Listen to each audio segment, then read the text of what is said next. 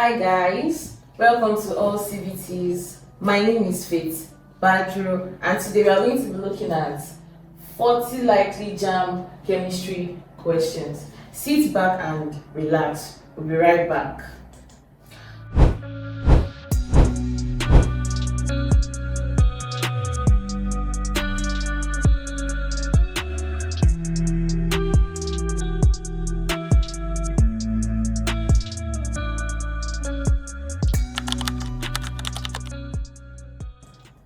Welcome back. Today we'll be treating 40 likely JAMB chemistry questions. If you have any question, make sure you drop it in the comments section. So the first question, number 1, the presence of an impurity in substances will cause the melting point to A. be 0, B. reduce, C. increase, and D. be stable. Now when you see a question like this, they're trying to tell you that what will impurity do to a solid or a liquid? What will it do to the melting point? What is it going to do to the boiling point? Note that for a solid, impurities will lower the melting point.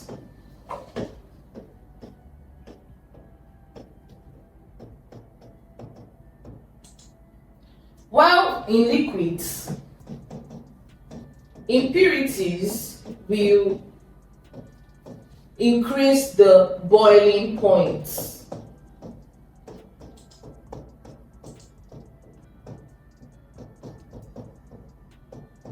Now, what does this mean? We all know, okay, let's use water as an example. Let's use ice. We all know that the melting point for ice is 0 degrees Celsius. 0 degrees Celsius. Now, this 0 degrees Celsius, when impurities are added, is not going to melt as this 0 degrees Celsius again. It's going to be reduced. Then you start seeing melting points at -1 degree Celsius. You can see -2 degrees Celsius. You can see -10 degrees Celsius, so on and so forth. So if we notice, it is reducing. The melting point is reducing. And why? It is because of the presence of these impurities. But for liquids, when impurities are inside this liquid, example again, we are going to use water, the liquid water. Now, when impurities are in that water, when you are boiling it and you use your thermometer and you take the temperature of that water, you will notice that when it gets to 100 degrees Celsius, it's not going to be boiled. It's still going to be, still trying to get to that boiling point. Now, when it reaches that boiling point, you notice that it can be 110 degrees Celsius, it can be 120 degrees Celsius, and so on and so forth. Now, it's increasing. So the impurities in solid, it lowers the melting point and it increases the boiling point.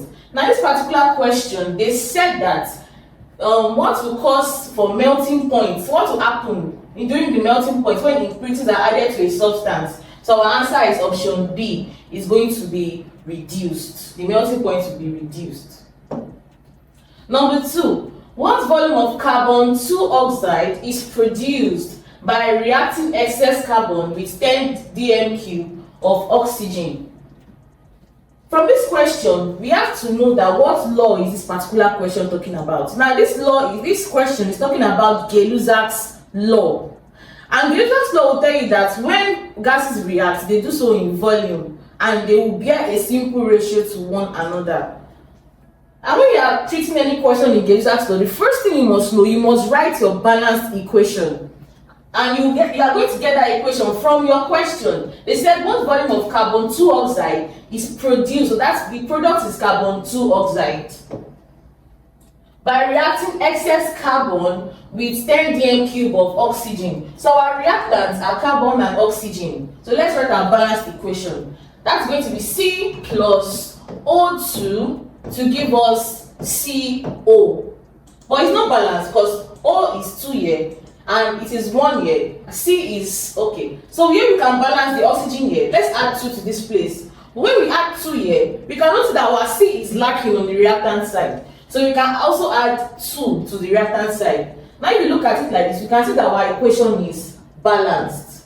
Now that our equation is balanced, let us now express it in Gay-Lussac's law. So they say that the other says that when gases react, they do so in volume and they bear a simple ratio to one another. Now the ratio is going to be the coefficient that is in front of these particular elements or these particular reacting compounds. Now for this carbon, get the cheapest science materials from allschoollabs.com. on the reactant side, the number in front of carbon is 2. That means the ratio that this carbon is reacting is reacting in 2 volumes. So you can say that's 2 volumes plus oxygen. There is no number in front of oxygen. Now when you don't see a number in front of any particular element or any reacting molecule, just know that it is 1 that is meant to be there. So because there is nothing there, we can say it's just 1.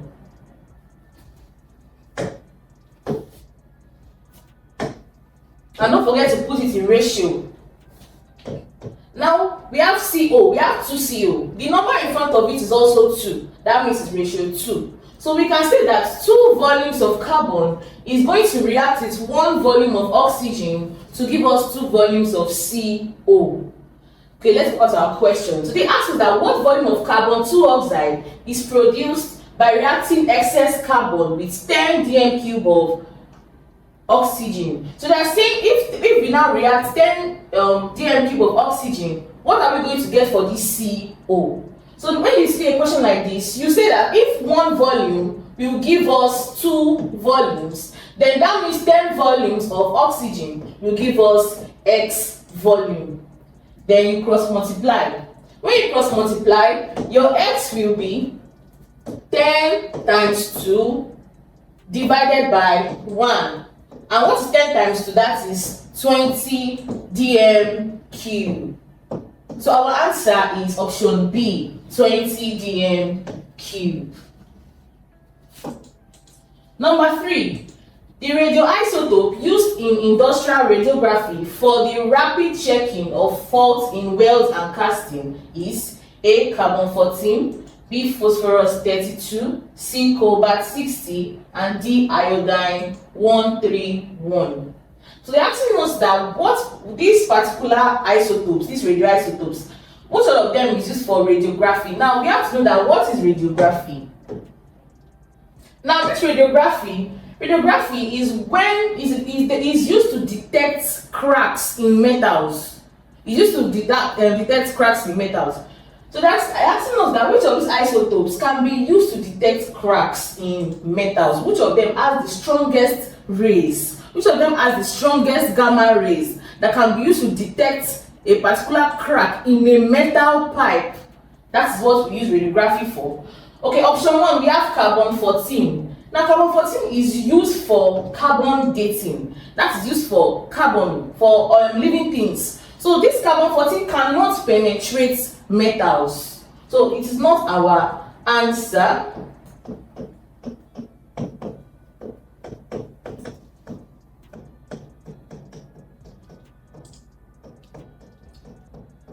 Number 2, we have phosphorus-32. Now this phosphorus-32 is used in biological tracing. Biological tracing. Now what is biological tracing? Now for example, if you go to an hospital and they want to detect something inside our bodies, they want to detect, if you have an issue with your organ, they want to detect that what kind of issue do you actually have in that your organ. So they use this phosphorus-32 for this biological tracing. They will use it to trace it that, this is where there is an issue. This is where, the issue is. Now for cobalt-16, cobalt-16 is very, very, very strong. Cobalt-60 is used for radiography, which stands for detection in metals.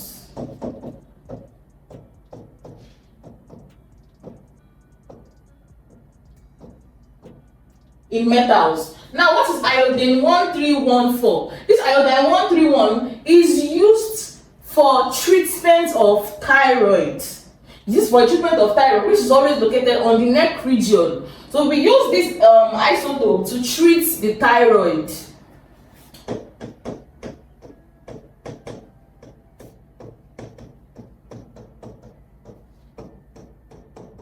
Now that we know that carbon 14 is for carbon dating, which is to know how old a particular living thing is.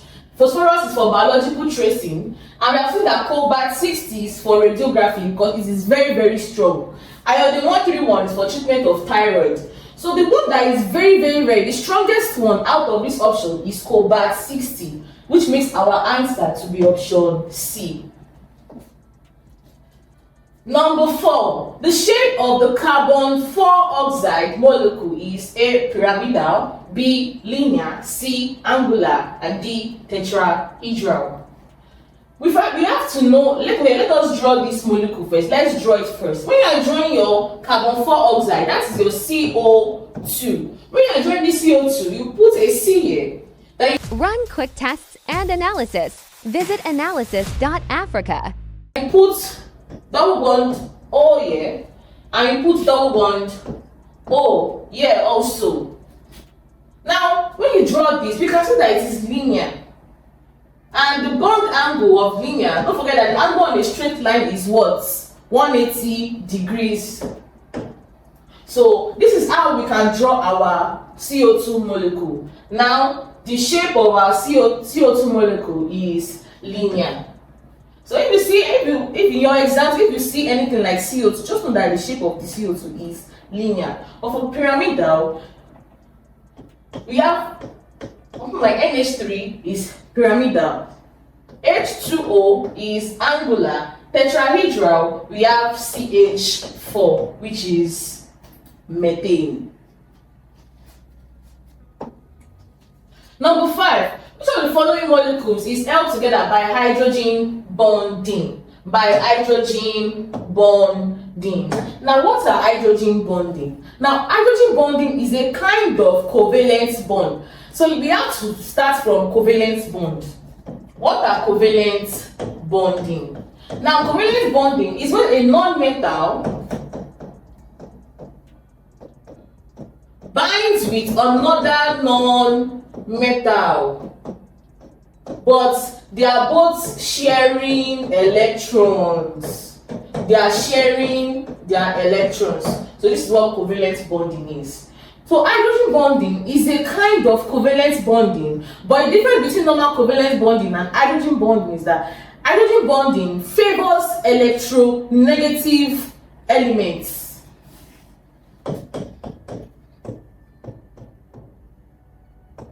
It favors electronegativity.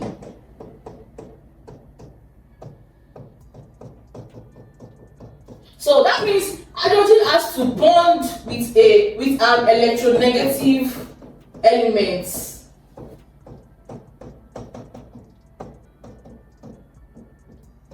Let's look at the options. We have H, we have CH4, we have HBr, we have H2SO4, and we have HF. Now let us now rank if this C, if this Br, this SO4, and this F. We will now look for the one that is most electronegative. C is not electronegative. Br is electronegative but not very electronegative. SO4 is electronegative but not very electronegative. Now for F is highly electronegative. In fact, the most electronegative element on the periodic table is the fluorine. Fluorine is the most electronegative element in the periodic table. And now hydrogen is bonding with this very much electronegative element, which is HF. And I've said that hydrogen bonding will favor electronegativity. So this makes our answer option D.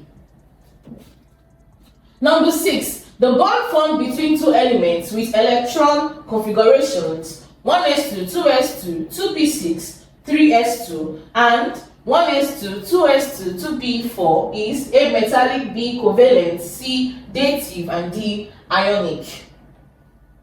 Some people tend to get confused when they see 1s. You can put it to the form that you know. Let's put it in form of 288 or 284. Let's put it in that form, in the octet form. So putting this in the octet form, 2 plus 2, that's 4. Okay, we can say 2 plus 6, that's 8. So for this one, it can be 282.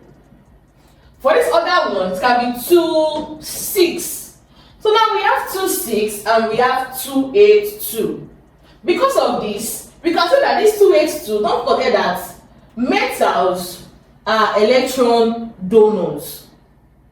So when you're looking at, when they have an electron that has to do with 1, the outermost electron just being 1, 2, 3, just know that we're talking about a metal.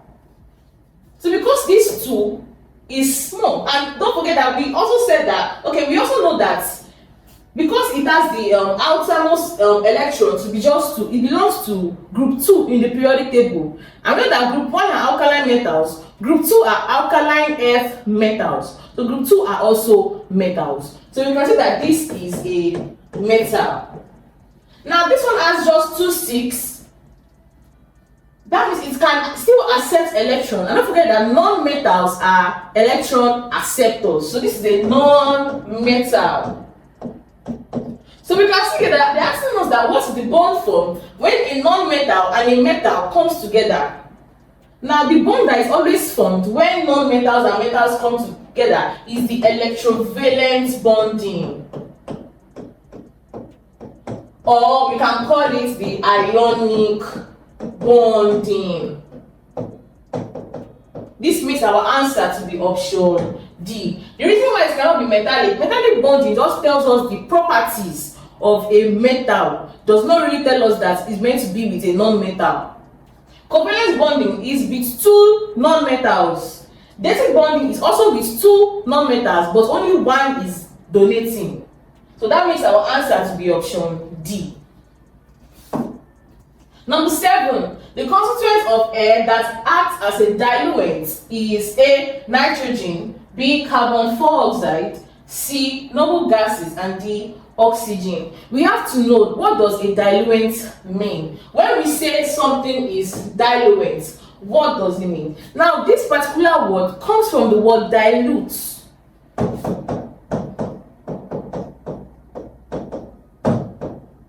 From the word dilute. Now when you say that you are diluting something, what does it mean? It means that you are trying to reduce the concentration. You are trying to reduce the concentration. Now in air, the O2, 400,000 cheap medicines, cosmetics, and analytical supplies. Everything in one big place. AllSchoolLabs.com. O2 could have been very, very concentrated, and O2 cannot be too concentrated. So the particular constituents in air, don't forget that air is a mixture of gases. We have oxygen, we have nitrogen, we have noble gases, that's what air is. So for this oxygen to not be too concentrated, there is a diluent that is in air. That diluent is N2. Now don't forget that N is what? Is like 70 or 71%. Oxygen is like 21%. So this nitrogen is there to dilute this oxygen, to not make it too concentrated. So our answer is nitrogen. Number 8. Steam changes the color of anhydrous cobalt 2 chloride from A. White to red, B. Blue to white, C. Blue to pink, and D. White to blue. This particular question is test for water. It's under test for water. So when you are testing for water, don't forget that steam is, what is steam? Steam is gaseous, is vapor, water vapor. So when you see steam, we're talking about water. So they're asking us that when you add this anhydrous cobalt 2 chloride to steam, because we're testing for water, what happens? What color change happens? Now when we add this anhydrous cobalt 2 chloride to water vapor or steam, it changes from blue to pink because the color of this cobalt 2 chloride is color blue. But when we now add water, it gives off a color to be pink, and that is option C. So our answer is blue to pink, option C. Number 9, an example of a hygroscopic substance is what? Now we have to know that what is hygroscopic. What is hygroscopic? When we say that a substance is hygroscopic, what does it mean? Now when a substance is hygroscopic, it means that it can absorb water from its surroundings. It can absorb water from its surroundings. But when it absorbs this water from its surroundings, it changes to a moist kind of sticky substance. So it absorbs water to form a wet, sticky substance. Now that is what they call hygroscopy. So that is it. So we want to say that in all these solids, which of them will absorb water to just form a sticky substance?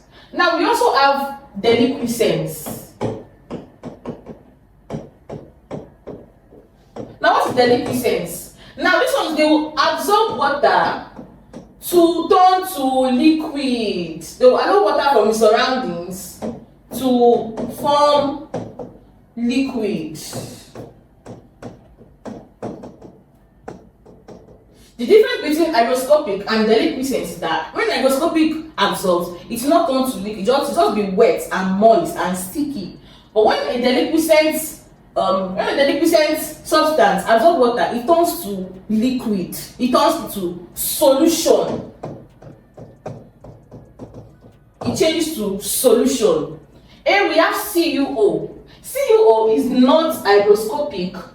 Magnesium chloride is hygroscopic but slightly hygroscopic, so that's not our answer. CaCl is very, very much hygroscopic, so we can say that's our answer. NaOH is an example of a deliquescent substance. So our answer is CaCl2 because it is highly hygroscopic. That's calcium chloride. Number 10. The solvent used for removing grease stain is what? A. Turpentine, B. Ammonia solution, C. Ethanol, D. Solution of borax in water.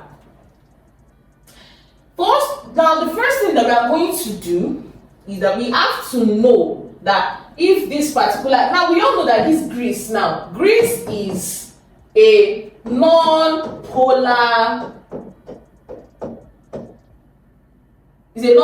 substance, it's non-polar. Then we have to know that and we all know that in chemistry, note that non-polar, we say it as like, we put it as like will dissolve like.